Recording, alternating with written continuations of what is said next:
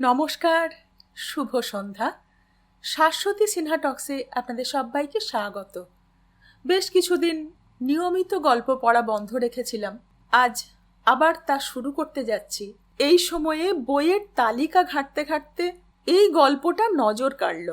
আমাদের সবার প্রিয় সুনীল গঙ্গোপাধ্যায়ের আমাদের মহাভারত। আজ শুরু করতে যাচ্ছি আমাদের মহাভারত। শুরু করি। আমাদের মহাভারত, সুনীল গঙ্গোপাধ্যায়। এক। আমি যখন বেশ ছোট তখন আমার দিদিমার মুখে প্রায়ই একটা কথা শুনতাম, যা নেই ভারতে তা নেই ভারতে। আমি এর মানে বুঝতে পারতাম না, কেমন যেন ধাঁধার মতো মনে হতো। দিদিমার কাছে মানে জিজ্ঞেস করলে তিনি মধুরভাবে হেসে বলতেন, তুমি আর একটু বড় হও সোনা, তখন তোমাকে আমি একটা বই পড়তে দেব, তখন তুমি নিজেই সব বুঝবে। আমার বয়স তখন 7 বছর। তখনই আমি জানি আমাদের এই দেশটার নাম ভারত, ইংরেজিতে বলে ইন্ডিয়া। কিন্তু দুবার ভারত কেন?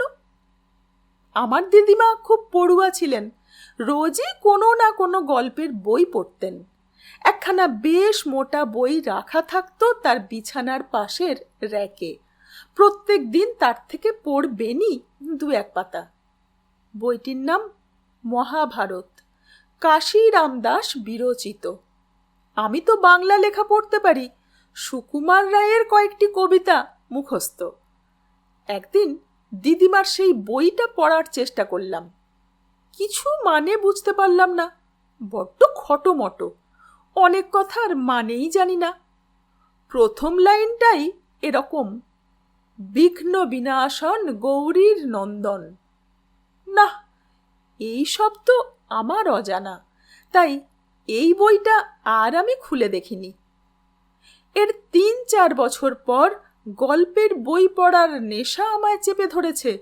পাড়ার লাইব্রেরি থেকে রোজ বই নিয়ে আসি। আত্মীয় স্বজনদের বাড়িতে নেমন্তন্ন খেতে গেলেও খুঁজি গল্পের বই।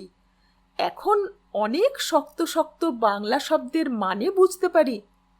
একদিন বড় মামার বাড়িতে একটা বই পেলাম, সেটার নাম মহাভারত। কিন্তু সেটা মোটেই বড় বই নয়, মোট 96 পাতা। পদ্যে নয়, গদ্যে লেখা।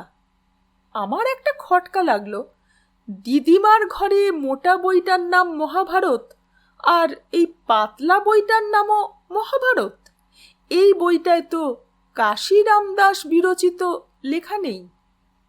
দিদিমাকে সে কথা জিজ্ঞেস করতেই তিনি বললেন, আসল মহাভারত তো সংস্কৃত ভাষায় লেখা, তা আর এখন কজন পড়বে, কজন বুঝবে। তাই বাংলায় প্রথম মহাভারত লিখলেন কাশীরাম দাস। তারপর আরো অনেকে লিখেছেন। আমি মনে মনে ভাবলাম, কাশীরাম দাস বাবু আর একটু সহজ করে লিখলেন না কেন? তারপর কেটে গিয়েছে অনেক বছর, এর মধ্যে আমি জেনে গিয়েছি দিদিমার সেই ধাঁধাটার উত্তর। যা নেই ভারতে তা নেই ভারতে। একটা ভারত আমাদের দেশের নাম, আর অন্য ভারত হচ্ছে মহাভারত। তার মানে আমাদের দেশে যা যা আছে তা সবই পাওয়া যাবে মহাভারতের কাহিনীতে। অনেক রকম মহাভারত পড়ার পর আমি বুঝতে পারি এ কথাটা সত্যি। আমাদের এত বড় দেশে যা কিছু আছে তা সবই যেন রয়েছে মহাভারতে। মূল মহাভারতের বাংলা অনুবাদ আমি যে কতবার পড়েছি তার ঠিক নেই। এখনো মাঝে মাঝে সেই বইয়ের যে কোনো পৃষ্ঠা খুলে পড়তে শুরু করি। প্রত্যেকবারই নতুন মনে হয়। গত শনিবার আমার বড় মাসির বাড়িতে নেমন্তন্ন খেতে গিয়েছিলাম। চন্দননগরে এদের বাড়িটি খুব সুন্দর, সামনেও একটা বাগান আর পিছনেও বাগান। ছাদ থেকে গঙ্গা দেখা যায়, কত রকম পাখি আসে। আমি মাঝে মাঝে কলকাতা ছেড়ে এখানে 8-10 দিন থেকে যাই। বড় মাসির 2টি ছেলে মেয়ে, টুবলু আর রিয়া। ওরা যমজ, একই দিনে জন্মেছে, কিন্তু একরকম দেখতে নয়। তবে একজনের জ্বর হলে আর একজনেরও হবেই। দুজনেই মিষ্টি খাবার পছন্দ করে না, টক খেতে খুব ভালোবাসে। এদের 11 বছর বয়স, দুজনেই ইংরেজি স্কুলে পড়ে। এবারে এসে আমি বসার ঘরে নতুন বই খুঁজছি। টুবলু এসে বলল, ছোটদা, তুমি বক রাক্ষস দেখেছ? কত বড় হয়? আমি জিজ্ঞেস করলাম, তুই হঠাৎ বক রাক্ষসের কথা বললি কেন? টুবলু বলল, আমাদের মালি, এই যে ভজন, সে একদিন বাগানের গাছে দুটো বক দেখে বলল, বাড়ির মধ্যে বক আসা মোটেই ভালো নয়, এ দুটো বক রাক্ষসের বাচ্চা। আমি বললাম, ধ্যাৎ, বক রাক্ষস মোটেই বকের মতো দেখতে নয়। তুই বক রাক্ষসের গল্পটা জানিস না? টুবলু বলল, হ্যাঁ জানি, ভজন দাদা বলেছে বক রাক্ষসটা খুব পাজি ছিল, রাম সেটাকে মেরে ফেলেছে। আমি হাসতে হাসতে বললাম, সে কি রে, বক রাক্ষসের গল্প আছে তো মহাভারতে, সেখানে রাম আসবে কি করে? তুই মহাভারত পড়িসনি? মাথা দুলিয়ে টুবলু বলল, না। টুবলুর বয়স 11 বছর, অথচ সে মহাভারতের কথা জানে না। ওর বয়সে আমি 2-3 বার পড়ে ফেলেছি। ইংরেজি স্কুলে পড়লে বুঝি জানতে হয় না মহাভারতের কথা? টুবলু বলল, রাম মারেনি, তবে কে মেরেছে রাক্ষসটাকে? খুব লড়াই হয়েছিল, গল্পটা বলো না তুমি। আমি বললাম, শুধু বক রাক্ষসের কথা বললেই সব বোঝা যাবে না, আগের কথাও জানতে হবে। তুই পঞ্চপাণ্ডবের নাম জানিস? আবার মাথা দুলিয়ে টুবলু বলল, না, পঞ্চপাণ্ডব মানে কি? আমি মনে মনে বললাম, এই রে, এ তো কিছুই জানে না। মুখে বললাম, পঞ্চ মানে 5, তা জানিস তো? ওরা 5 ভাই, ওদের বলা হতো পাণ্ডব। ওদের কথা আগে জানতে হবে। তাহলে একটা কাজ করা যাক, পুরো মহাভারতের গল্পটাই তোকে ছোট করে শোনাতে পারি, তুই শুনবি? টুবলু একটু চিন্তা করে বলল, যদি ভালো লাগে তাহলে সবটা শুনবো, আর যদি শুনতে ইচ্ছে না করে। দরজার কাছে কখন রিয়া এসে দাঁড়িয়েছে লক্ষ্য করিনি। সে বলল, গল্প বলা হবে, আমি শুনবো না। টুবলু বলল, ছোটদা, একটু দাঁড়াও, আমি আমার এক বন্ধুকে ডেকে আনি। টুবলু দৌড়ে গিয়ে একজনের বদলে 2 ছেলেকে ডেকে আনলো। তারপর শুরু হলো গল্প। এসো, তোমাদের সঙ্গে আমিও আবার নতুন করে মহাভারত পড়ি। মহাভারত একখানা অসাধারণ বই। যারা এই বই একবার মন দিয়ে পড়েছে তারা সারা জীবনেও ভুলতে পারে না।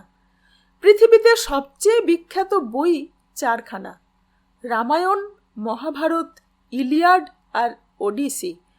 এছাড়াও আছে বাইবেল, কোরআন, গীতা, এইসব, কিন্তু সেগুলো ধর্মের বই। প্রথম 4খানা শুধু গল্পের বই। তার মধ্যেও মহাভারতই সবচেয়ে বড়। দারুণ দারুণ সব গল্প আছে এই বইতে। এই 4খানা বইকেই বলে মহাকাব্য। আমি তবে গল্পের বই বলছি কেন? এই সব গল্পই কবিতার ছন্দে লেখা। তার কারণ, তখনকার দিনে গদ্য লেখার চল ছিল না।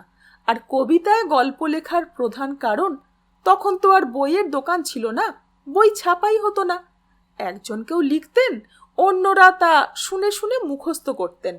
আর গদ্যের চেয়ে কবিতা মুখস্থ রাখাই অনেক সহজ। সে সময়কার মানুষ খাঁটি ঘি, দুধ আর টাটকা ফলমূল খেতেন, তাই তাদের স্মৃতিশক্তিও খুব বেশি ছিল। সেজন্যই তারা অত লম্বা লম্বা কবিতা গড় গড় করে মুখস্থ বলতে পারতেন। আচ্ছা, মহাভারতের কাহিনীটা আমরা কার কাছ থেকে পেয়েছি? তোমাদের মধ্যে যারা বেশ পড়ুয়া তারা টক করে বলে দেবে, কেন, এটা তো বেদব্যাস ঋষির লেখা, তা সবাই জানে। বেদব্যাস ঋষি মহাভারত রচনা করেছেন তা ঠিকই, কিন্তু বেদব্যাস যে কত হাজার বছর আগে লিখেছিলেন তারই তো ঠিক নেই। তিনি নিজেই কি এত বড় গল্পটা বানিয়েছেন, নাকি তিনি লিখেছিলেন ছোট করে, তারপর অন্য কোনো কোনো ঋষি নিজেরাও কিছু কিছু গল্প ঢুকিয়ে দিয়েছেন রং চড়িয়েছেন? সেটাই বোধহয় সম্ভব। আর বেদব্যাস নিজের হাতেও এটা লেখেননি। খুব সম্ভবত তিনি লিখতে জানতেনই না। আগেকার দিনের অনেক মুনি ঋষি লিখতে পড়তে জানতেন না। তারা মনে মনে অনেক অসাধারণ শ্লোক রচনা করতে পারতেন। কি দারুণ প্রতিভা ছিল তাদের! বেদব্যাসও মনে মনে এই বিশাল কাহিনীটি তৈরি করলেন। তারপর কোথাও তা লিখে রাখাও দরকার। তখন তিনি দেবতাদের মধ্যে থেকে গণেশকে অনুরোধ করলেন তার এই উপন্যাসটা লিখে দেওয়ার জন্য। গণেশ ছিলেন পড়াশোনায় ফার্স্ট বয়। মানুষের মতো শরীর আর সুরওয়ালা হাতির মতো মাথা হলে কি হয়, সাংঘাতিক তার মেধা। গণেশ রাজি হলেন লিখতে। লেখার পর ব্যাসদেব প্রথমে তার ছেলে সুখদেবকে সবটা শিখিয়ে দিলেন। তারপর শেখালেন আর কয়েকজন শিষ্যকে। এরা আবার শোনাতে লাগলেন অন্যদের। এইভাবে লোকের মুখে মুখে ছড়াতে লাগলো মহাভারতের গল্প। এই গল্পের এমনই টান যে একটু শুনেছে সেই তৃষ্ণার্তের মতো বসে থাকে বাকি সবটা শোনার জন্য। আমরা পেলাম কার কাছ থেকে? মহাভারত লেখার অনেক বছর পরের কথা। শৌনক নামে একজন খুব বড় ঋষি জঙ্গলের মধ্যে আশ্রমে এক বিশাল যজ্ঞের আয়োজন করেছিলেন। 12 বছর ধরে চলবে সেই যজ্ঞ। আরও অনেক মুনি ঋষি এসে থাকছেন সেখানে। দিনের বেলা আগুন জ্বেলে যজ্ঞ আর মন্ত্র উচ্চারণ হয়, আর সন্ধেবেলা সকলে মিলে এক জায়গায় বসে গল্প করেন। একদিন সেখানে সৌতি নামে একজন এসে উপস্থিত হলেন। এর কাঁধে নানা রকম পোঁটলা পুঁটলি দেখলেই বোঝা যায় ইনি নানান জায়গায় ঘুরে বেড়ান। ইনি কিন্তু ব্রাহ্মণ নন, সুতো। সুতোরা রথ চালান কিংবা অন্য ব্যবসা ট্যাবসা করেন। কেউ কেউ গল্প বলতেও খুব ওস্তাদ। এখন যেমন অনেকে ঘুরে ঘুরে বই বিক্রি করে, তখন তো বই ছিল না, তাই এই ধরনের লোকেরা ঘুরে ঘুরে নানান জায়গায় গল্প শোনাতেন। তার মানে গল্প শোনানোটাও কারো কারো জীবিকা হতে পারে। ব্রাহ্মণ নন বলেই সৌতি এই যজ্ঞে নিমন্ত্রিত হয়ে আসেননি, এসেছেন গল্প শোনাবার জন্য। গল্প শুনিয়ে বেশ কিছুটা আতপ চাল, নানান রকম ফল আর 2-1 টুকরো সোনাও পাওয়া যায়। সৌতি এর আসল নাম নয়, অন্য একটা নামও আছে, তার দরকার নেই। সৌতিকে দেখে ঋষিরা তাকে গল্পকথক বলে চিনলেন। অমনি কয়েকজন তাকে খাতির করে বললেন, আরে ভাই, এসো এসো, বসো। অনেক দূর থেকে আসছো মনে হচ্ছে, বিশ্রাম করো, জল খাও। একজন জিজ্ঞেস করলেন, তুমি এখন কোথা থেকে এলে? সৌতি বললেন, আমি মহারাজ জন্মেজয়ের সর্পযজ্ঞে গিয়েছিলাম। সেখানে মহাঋষি বেদব্যাসের পুরো মহাভারত শুনলাম। কয়েকজন চমকে উঠে বললেন, সর্পযজ্ঞ? সে আবার কি? সৌতি বললেন, বলছি। সেই যজ্ঞ থেকে ফিরে আমি অনেক তীর্থস্থানে গেলাম, অনেক আশ্রমে ঘুরলাম। তারপর সমন্ত পঞ্চক নামে এক তীর্থস্থানে গেলাম। সেখানে কৌরব আর পাণ্ডবদের ঘোর যুদ্ধ হয়েছিল। তারপর আবার ঘুরতে ঘুরতে এসে পড়লাম এখানে। এখন বলুন, আপনারা কোন গল্প শুনতে চান? আমার ঝুলিতে অনেক রাজা রাজড়ার গল্পই আছে। তখন ওখানকার সব ঋষি বললেন, তুমি আজকের ওই মহাভারতের গল্পই শোনাও।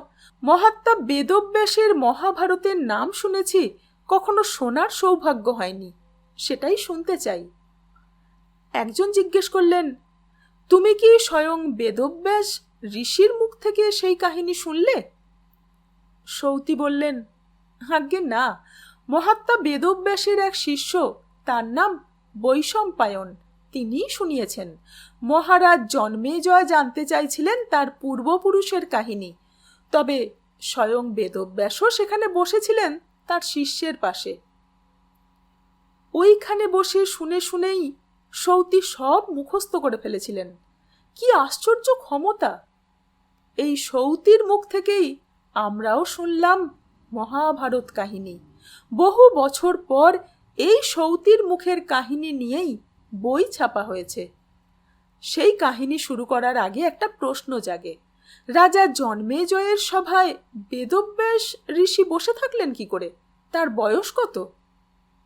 সত্যি কথা বলতে কি, বেদব্যাসের বয়সের গাছপাথর নেই। মহাভারতের আসল নায়ক নায়িকাদের বহু আগে তার জন্ম। তারপরেও বহু বছর, এমনকি এ কথাও বলা যেতে পারে যে তিনি আজও বেঁচে আছেন। পুরাণ কাহিনী অনুসারে তিনি অমর। বেশ লম্বা, গায়ের রং মিশমিশে কালো, পেট পর্যন্ত লম্বা দাড়ি, মাথার চুলে জটা। তিনি আজও ঘুরে বেড়াচ্ছেন। অবশ্য এ যুগে তিনি চেহারা পাল্টে ফেলে ফুলবাবু সাজতেও পারেন, এরকমও কল্পনা করা যায়।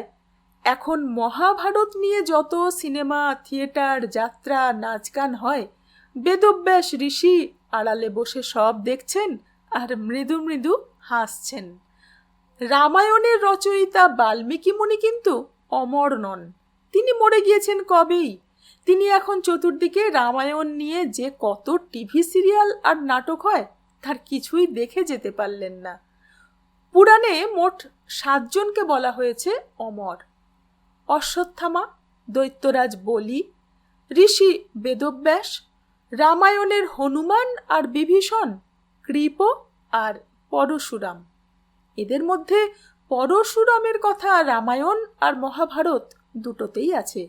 এরা কেন বা কি করে অমর হলেন তা আস্তে আস্তে জানা যাবে।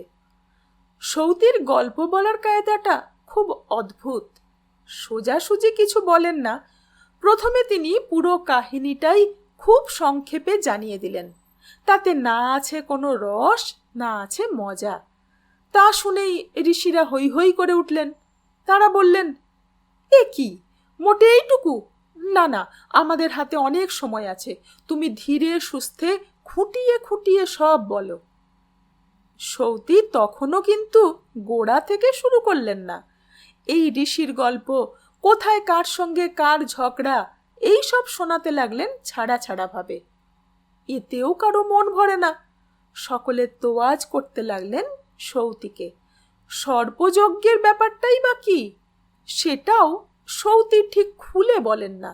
একটু ছুঁয়েই চলে যান অন্যদিকে, যাতে সকলের কৌতূহল আরো বেড়ে যায়। আসলে জন্মেজয় রাজার সর্পযজ্ঞ হয়েছিল মহাভারত কাহিনীর একেবারে শেষে। অনেক গল্প বা সিনেমা যেমন ফ্ল্যাশব্যাকে শুরু হয়, শেষ থেকে শুরু, সর্পযজ্ঞ ব্যাপারটাও তাই। আমরা অত ঘোরালো প্যাচালো ভাবে মহাভারত পড়তে চাই না। আমরা শুরু করব প্রথম থেকে। 2, এক যে ছিলেন রাজা। কোন রাজা? মহাভারতে এত রাজা আর তাদের বংশধরের কথা আছে যে মাথা গুলিয়ে যায়। অত মনেও রাখা যায় না। সব মনে রাখার দরকারও নেই। আমরা একজন রাজাকে বেছে নিচ্ছি, যার নাম যযাতি। এই যযাতিকে বেছে নেওয়ার একটা কারণও আছে। এই যযাতির কথা বলার আগে একটু আগের কথা বলতে হবে। সেই সময় আকাশে থাকতেন দেবতারা, আর অসুররা ছড়িয়েছিলেন পৃথিবীর নানান জায়গায়। তারা সমুদ্রের তলাতেও থাকতে পারতেন। দেবতা আর অসুরদের প্রায় লড়াই হতো। দুপক্ষের ক্ষমতাই প্রায় সমান সমান। যুদ্ধে অনেক অসুর যেমন মরত, তেমনি প্রাণ হারাতেন অনেক দেবতা। দেবতারাও প্রাণ হারাতেন? সে কি, আমরা যে জানি দেবতারা সকলেই অমর। হ্যাঁ, এখন সব দেবতাই অমর ঠিকই, কিন্তু সে আমলে অমর ছিলেন না। তখনও তো তারা অমৃত খাননি। পরে এক সময় কোথা থেকে কলসি ভর্তি অমৃত পাওয়া গেল, আর অসুরদের ঠকিয়ে দেবতারা সব অমৃত কিভাবে খেয়ে নিলেন, সে গল্প আমরা যথাসময়ে শুনব। এখন যে আমলের কথা বলছি, তখন দেবতাদের তুলনায় বরং অসুরদের খানিকটা সুবিধেই ছিল। যুদ্ধে প্রাণ হারালেও কিছু কিছু অসুর আবার বেঁচে উঠত। অমৃত না খেয়েই। কি করে? দেবতাদের গুরুর নাম বৃহস্পতি আর অসুরদের গুরুর নাম শুক্রাচার্য। দুজনেই খুব তেজস্বী। তবে বৃহস্পতির তুলনায় দৈত্যগুরু শুক্রাচার্যের একটা গুণ বেশি ছিল। তিনি মৃত সঞ্জীবনী মন্ত্র জানতেন, অর্থাৎ মৃতদের মন্ত্র পড়ে বাঁচিয়ে তুলতে পারতেন। তাই নিয়ে দেবতাদের বেশ দুঃখ ছিল। তখন দেবতারা এক বুদ্ধি বের করলেন। গুরু বৃহস্পতির একটি ছেলে আছে, যেমন সে চেহারায় রূপবান তেমনই তার সুন্দর ব্যবহার। তার সঙ্গে কথা বললে সকলে খুশি হয়। এই ছেলেটির নাম কচ। কয়েকজন দেবতা বৃহস্পতিকে অনুরোধ করলেন, আপনার ছেলেকে পৃথিবীতে পাঠিয়ে দিন না। শুক্রাচার্যের কাছে গিয়ে তার শিষ্য হতে চাইবে, সেখানে শাস্ত্র পাঠটাঠ করতে করতে মৃত সঞ্জীবনী মন্ত্রটাও শিখে নিয়ে এখানে ফিরে আসবে। তারপর যত যুদ্ধ হবে আমরাও মৃতদের বাঁচিয়ে দিতে পারবো। বৃহস্পতি হেসে বললেন, অত কি সোজা? দেবতারা বললেন, কেন? বড় বড় পণ্ডিতদের কাছে গিয়ে কেউ যদি শিষ্য হতে চায় তারা তো ফিরিয়ে দেন না, শুক্রাচার্য ওকে ফিরিয়ে দেবেন? বৃহস্পতি বললেন, তা ফিরিয়ে দেবেন না। শুক্রাচার্য অতি ধুরন্ধর লোক। কচকে দেখলে উনি বুঝবেন কেন সে এসেছে। আমার ছেলে হয়ে সে যাবে আমার শত্রুপক্ষের কাছে শাস্ত্র শিখতে? শুক্রাচার্য ওকে আর সবই শেখাবেন, আসল জিনিসটা ছাড়া। একজন দেবতা বললেন, শুক্রাচার্যের একটি মেয়ে আছে, তার নাম দেবযানী। এই কচেরই সমবয়সী হবে। কচ যদি তার সঙ্গে ভাব করে নিতে পারে তাহলে সে হয়তো বাবাকে বলে কচকে সাহায্য করতে পারে। বৃহস্পতি বললেন, ঠিক আছে, গিয়ে দেখুক, যদি কার্যসিদ্ধি করতে পারে। তবে খুব সাবধানে থাকতে হবে। অসুররাও ওর আসল উদ্দেশ্যটা টের পেয়ে গেলে অনেক রকম বিপদ হতে পারে। তারপর শুভ দিন দেখে কচ এসে পৌঁছে গেল পৃথিবীতে। অসুর রাজার সভায় এসে গুরু শুক্রাচার্যকে প্রণাম করে নিজের পরিচয় ও উদ্দেশ্য জানালো। মিথ্যে কথা বলার তো উপায় নেই। শুক্রাচার্যের মতো বড় বড় ঋষিরা যোগ বলে এক নিমেষে সব জেনে যেতে পারেন। তিনি বললেন, ঠিক আছে বৎস, আমি তোমাকে শিষ্য হিসাবে গ্রহণ করলাম। তুমি আমার বাড়িতে থাকবে, আমি তোমাকে শাস্ত্র শেখাবো। শুক্রাচার্য কচকে খুব কঠিন কঠিন শাস্ত্র পাঠ দিতে লাগলেন। তিনি দেখতে চান এত শক্ত শক্ত পড়া দেখে ছেলেটি পালিয়ে যায় কিনা। কচ কিন্তু দারুণ ধৈর্যের সঙ্গে সব শিখতে লাগলো। দেবযানীর সঙ্গেও তার ভাব হয়ে গেল সহজেই। দেবযানীর বিয়ের বয়স হয়ে গিয়েছে, কিন্তু আশেপাশের কোনো মুনি ঋষির ছেলেকেই তার পছন্দ হয়নি। তার বাবাও জোর করেন না, কোনোদিন ইচ্ছে হলে সে নিজেই বিয়ে করবে। কচ নাচ জানে, গান জানে। দেবযানী তো এসব আগে কখনো শেখেনি। দুজনে ওরা বনের মধ্যে ঘুরতে ঘুরতে গান গায়। একদিন দেবযানী কচকে দেখতে পেল না। সে কোথায় গেল? তার কুটিরে নেই, জলাশয়ের ধারে নেই, শুক্রাচার্যের আশ্রমে নেই। তাহলে পড়াশোনার চাপ সহ্য করতে না পেরে সে পালিয়ে গেল দেবলোকে। দেবযানী তার বাবার কাছে কেঁদে পড়ল। শুক্রাচার্য তখন যজ্ঞের আগুন জেলে সঞ্জীবনী মন্ত্র পাঠ করলেন। তারপর উঁচু গলায় ডাকলেন, কচ, কচ, তুমি যেখানেই থাকো এই মুহূর্তে আমার সামনে এসে উপস্থিত হও। তখনই কাদের একটা কুকুর বিরাট চিৎকার করে উঠল। তার পেট ফেটে সেখান থেকে বেরিয়ে এলো কচ। ঠিক আগের মতো চেহারা। এ কি ব্যাপার হলো? সে কুকুরের পেটে গিয়েছিল কি করে? কচ বলল, আমি ঠিক জানি না আমি কি দোষ করেছি। জঙ্গলের মধ্যে কয়েকজন অসুর আমাকে ঘিরে ধরে ধারালো অস্ত্র দিয়ে আঘাত করতে লাগলো। তারপর একেবারে কুচি কুচি করে কেটে খাইয়ে দিল একটা কুকুরকে। কেন তারা এমন করলো আমি জানি না। শুক্রাচার্য বললেন, কিছু কিছু অসুর সন্দেহ করেছে কেন শত্রুপক্ষ বৃহস্পতির পুত্রকে পাঠিয়েছে এখানে। তিনি শুধু বললেন, সাবধানে থেকো। কচ এই প্রথম মৃত সঞ্জীবনী মন্ত্রের ক্ষমতা দেখে অবাক হয়ে গেল। অসুররা তার সারা শরীরটা একেবারে খণ্ড খণ্ড করে কেটেছিল, কিন্তু এখন সারা শরীরে একটুও দাগ নেই, সব ঠিকঠাক আগের মতো। কবে সে এই মন্ত্র শিখবে? শুক্রাচার্য কিন্তু তাকে এই মন্ত্র শেখাবার কোনো নামই করছেন না, আরো কঠিন কঠিন শাস্ত্র পড়াচ্ছেন। কয়েকজন অসুর আবার একদিন কচকে ধরে নিয়ে গেল নদীর ধারে। তাকে খুন করে ভাসিয়ে দিল জলে। এবারেও দেবযানীর কান্নাকাটিতে শুক্রাচার্য বাঁচিয়ে দিলেন কচকে। কথায় বলে বারবার তিনবার। অসুররা এবার এমন সাংঘাতিক একটা কাণ্ড করল যাতে কচকে বাঁচাবার আর কোনো উপায়ই রইল না। রাত্রির বেলা যখন সকলে ঘুমন্ত, তখন কয়েকজন অসুর নিঃশব্দে কচকে তুলে নিয়ে গিয়ে জঙ্গলের মধ্যে খুন করল। তারপর পুড়িয়ে ছাই করে ফেলল একেবারে। সেই ছাই সবটুকু তুলে মিশিয়ে দিল এক হাঁড়ি সোম রসের মধ্যে।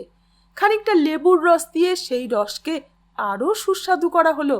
সেই হাঁড়িটা রেখে দেওয়া হলো শুক্রাচার্যের আশ্রমে।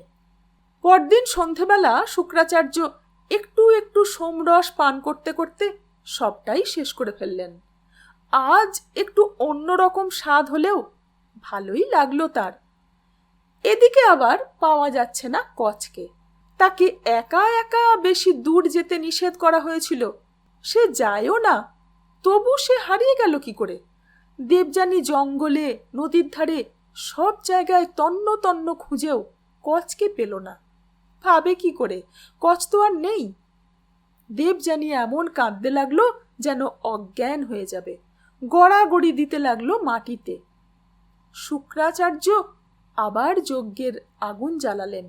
তারপর মৃত সঞ্জীবনী মন্ত্র সবে মাত্র একটুখানি উচ্চারণ করতে না করতেই তার পেটের মধ্যে থেকে কচ বলে উঠল, গুরুদেব, এই যে আমি এখানে। কাছাকাছি যারা রয়েছে সবাই একেবারে স্তম্ভিত। মানুষের পেটের মধ্যে মানুষ, তাও বেঁচে আছে। এখন কি হবে?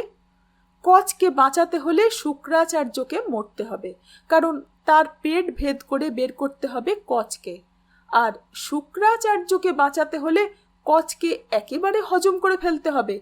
একেই বলে উভয় সংকট। সন্ধেবেলা আর সবাই চলে গিয়েছে। শুক্রাচার্যের কোলে মাথা রেখে ফুপিয়ে ফুপিয়ে কাঁদছে দেবযানী। তার চুলে হাত বুলিয়ে দিতে দিতে শুক্রাচার্য ভাঙা ভাঙা গলায় জিজ্ঞেস করলেন, তুই কি চাস বলতো মা? আমি মরে গিয়ে কচকে বাঁচিয়ে তুলব? তোর জন্য আমি তাতেও রাজি আছি। দেবযানী মুখ তুলে না না বলে চিৎকার করে উঠল। সে তার বাবাকে খুবই ভালোবাসে, বাবার মৃত্যু চাইতে পারে না, আবার কচের মৃত্যুও সে সহ্য করতে পারছে না। একটু পরে সে জিজ্ঞেস করল, বাবা, এমন কি কোনো উপায় নেই যাতে তোমরা দুজনেই বেঁচে থাকতে পারো? তখনই উত্তর না দিয়ে শুক্রাচার্য চুপ করে রইলেন। একটি মাত্র উপায় আছে, যদি অন্য কাউকে মৃত সঞ্জীবনী মন্ত্রটি প্রয়োগ করতে শিখিয়ে দেওয়া যায়। সে তাহলে প্রথমে শুক্রাচার্যের পেট ফাটিয়ে কচকে বের করে আনতে পারবে, তারপর সেই মন্ত্রেই সে আবার শুক্রাচার্যকে বাঁচিয়ে তুলতে পারে। কিন্তু এ মন্ত্র তো যে কেউ শিখতে পারে না। তার জন্য অনেক শাস্ত্রপাঠ, অনেক জ্ঞান সঞ্চয় করতে হয়। অসুরদের মধ্যে কারো তা নেই। একমাত্র কচেরই সে যোগ্যতা আছে। গুরুর পেটের মধ্যে কচ এখনো বেঁচে আছে, তাকে এই মন্ত্র শিখিয়ে দেওয়া এখনো সম্ভব। শুক্রাচার্য একটা দীর্ঘশ্বাস ফেললেন। তিনি এতদিন ধরে কিছুতেই কচকে সেই মন্ত্র দান করেননি। এখন নির্বোধ অসুরদের এই কাণ্ডের জন্য তিনি কচকে শেখাতে বাধ্য হলেন। কচ বেঁচে ওঠার পর যদি শুক্রাচার্যকে বাঁচাতে রাজি না হয়, সে তো আসলে শত্রুপক্ষের লোক। মন্ত্রটা পাওয়ার পর ছিন্ন ভিন্ন অবস্থায় শুক্রাচার্যকে ফেলে রেখে সে পালিয়ে যেতে পারে দেবলোকে। সেখানে আনন্দের উৎসব শুরু হয়ে যাবে। কচ মৃত সব দেবতাদের বাঁচিয়ে তুলবে, আর অসুরদের কেউ থাকবে না। তবু শুক্রাচার্য নিজের পেটের দিকে তাকিয়ে জিজ্ঞাসা করলেন, বৎস কচ, তুমি আমার কথা শুনতে পাচ্ছ? তোমার খুব কষ্ট হচ্ছে? কচ বলল, কষ্ট যাই হোক, আপনার কথা স্পষ্ট শুনতে পাচ্ছি। শুক্রাচার্য বললেন, তাহলে মন দিয়ে শোনো। আমি তোমাকে মৃত সঞ্জীবনী মন্ত্র শিখিয়ে দিচ্ছি। আমি তোমাকে জীবিত অবস্থায় ফিরিয়ে আনব। আমি এখানে যে যজ্ঞের আগুন জ্বেলেছি, সেই আগুনেই তুমি এই মন্ত্র পড়ে আমার প্রাণ ফিরিয়ে আনতে পারবে, যদি তোমার ইচ্ছে হয়। মন্ত্র পড়লেন শুক্রাচার্য। কিছুক্ষণের মধ্যেই পূর্ণাঙ্গ নিখুঁত শরীর নিয়ে শুক্রাচার্যের পেট ফাটিয়ে বেরিয়ে এলো কচ। শুক্রাচার্য কোনো রকম যন্ত্রণার শব্দও করলেন না, রক্তাক্ত শরীরে চিত হয়ে পড়ে রইলেন। বাবার ওই অবস্থা দেখে আকুলভাবে কাঁদতে লাগলো দেবযানী। কচ তার দিকে একবারও তাকালো না। সে যজ্ঞের আগুনে আহুতি দিয়ে মন্ত্র পড়তে লাগলো। প্রথমবার একটু ভুল হলেও যজ্ঞে পরপর 3 বার সেই মন্ত্র সম্পূর্ণ করার পর প্রাণ ফিরে পেয়ে উঠে বসলেন শুক্রাচার্য। তার শরীর ঠিক আগের মতো। কচ এবার শুক্রাচার্যের পায়ের কাছে শুয়ে পড়ে আনন্দ আর কান্না মেশানো গলায় বলতে লাগলো, গুরুদেব, আপনি বারবার আমার প্রাণ বাঁচিয়েছেন।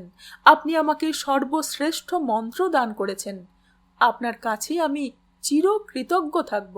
আপনি যা আদেশ দেবেন আমি তাই পালন করব। শুক্রাচার্য তার মাথায় হাত ছুঁয়ে নিঃশব্দে আশীর্বাদ করলেন। কচ বলল, গুরুদেব, আপনি অনুমতি দিলে আমি এবার বাড়ি ফিরে যেতে পারি। অনেক দিন আপনজনদের দেখিনি, মন কেমন করছে। শুক্রাচার্য বললেন, এবার তো তুমি ফিরে যেতেই পারো। তোমাকে আমি আটকাবো কি করে? অনেক দিন এখানে আছো ঠিকই, তাছাড়া যে উদ্দেশ্য নিয়ে তুমি এসেছিলে তাও সিদ্ধ হয়েছে। যাও, ফিরে যাও। এখানে অসুররা তোমাকে আবার মেরে ফেলার চেষ্টা করতে পারে। কিন্তু তখনই ফিরে যাওয়া কচের পক্ষে সহজ হলো না। বাবা বেঁচে আছেন, প্রিয় বন্ধু কচও ফিরে এসেছে, তাই দেবযানীর আনন্দের সীমা নেই। সে বাইরের বাগানে বসে কচের কাছে গান শুনতে চাইল।